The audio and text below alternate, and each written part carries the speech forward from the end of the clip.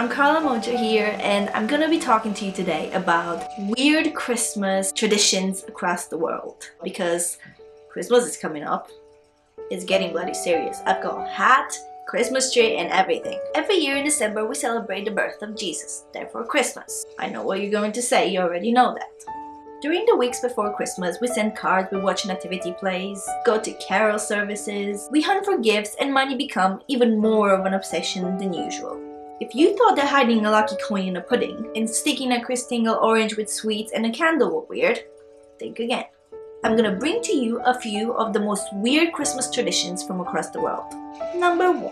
In South Africa, locals traditionally tuck into deep fried caterpillars as part of their Christmas lunch.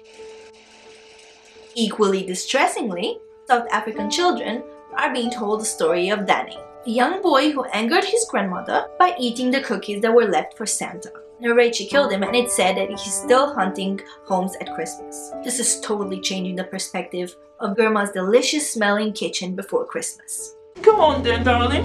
Have a cookie. I won't tell your mom if you don't. No! I'm a good boy! I'm a good boy! I swear I'm a good boy! I don't want any cookies! 2. In Iceland, the Yule Cat is said to stalk the Icelandic hills, and those who don't receive the new clothes before Christmas Eve are said to be devoured by this mythical beast. The threat of being eaten by the Yule Cat was used by farmers as an incentive for their workers to finish processing the autumn wool before Christmas. The ones who took part in the work would be rewarded with new clothes, but those who didn't would get nothing and would be preyed upon the monstrous cat. All of a sudden, Grandma's ugly Christmas sweater doesn't sound so bad to me. Don't worry, Ron Weasley, you are safe. What are you wearing? Oh, Mum made it. Looks like you got one too. 3. In Norway, Christmas Eve is viewed with great suspicion. Norwegians believe that this is the night when evil spirits return to Earth. Each year, the women hide all over the house, mops and brooms, so that they cannot be stolen by witches. Makes perfect sense. This is about the only time when you can answer back to your mom when she's asking you to clean the house before Christmas. No, Mom, better safe than sorry. 4.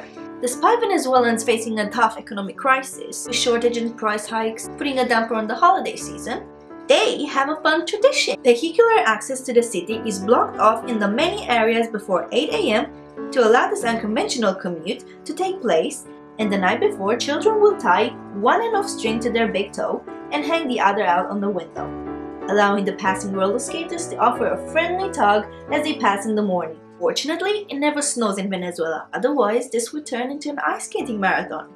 Nothing bad about that. 5. In Slovakia, there is this unusual tradition that starts with the disclaimer, do not try this at home. Nothing good can come out of that. Another thing you can say is, use under the supervision of a responsible adult. Although I'm not sure how that fits. One of the foods of the Christmas Eve dinner is associated with a very unusual tradition in many areas of Slovakia and Ukraine. As Christmas Eve dinner begins, the father takes a spoonful of loksa, bobalki, I hope I'm saying that right, or kutia, and throws it up on the ceiling. The more of the mixture that sticks to the ceiling, the bigger shall his crops be the next season. You get best results and the biggest mess if you have a textured ceiling. The mixture on the ceiling can be next to impossible to remove, and when painted over, the poppy seed will bleed through the new paint. Another good reason for the annual paint job. It does add quite a bit of excitement to the Christmas dinner, but it does raise an additional question. Can the person who agrees to let you do this really be considered a responsible adult? No.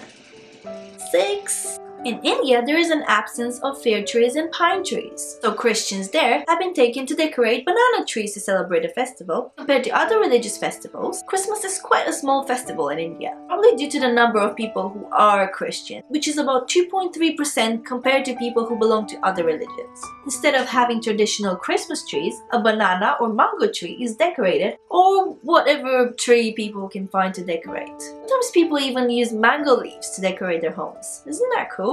Christians often put small oil-burning clay lamps on the flat roofs of their homes to show their neighbors that Jesus is the light of the world. At least in that part of the world you can eat your Christmas tree. I mean, isn't that more practical? Recently, I've been to the cinema to see the movie Krampus. I mean, who doesn't love a good horror Christmas film? I don't know. but I do. So I'm going to be talking to you a tiny little bit about Krampus here, because we cannot leave him out. Who knows, he might get angry. In Austria, children live with a fear of Krampus, devil who's said to be naughty children with branches. While the Greeks believed that the I'll put the name down below. Race of evil goblins lurk underground. This gives me the chills only thinking about it. During the 12 days of Christmas, they supposedly surface wreaking havoc. Krampus is a horned anthropomorphic figure who during the Christmas season punishes children who have misbehaved, in contrast with Saint Nicholas, who rewards the well-behaved with gifts. Regions in Austria feature similar figures, and more widely, Krampus is one of a number of companions of Saint Nicholas in regions of Europe.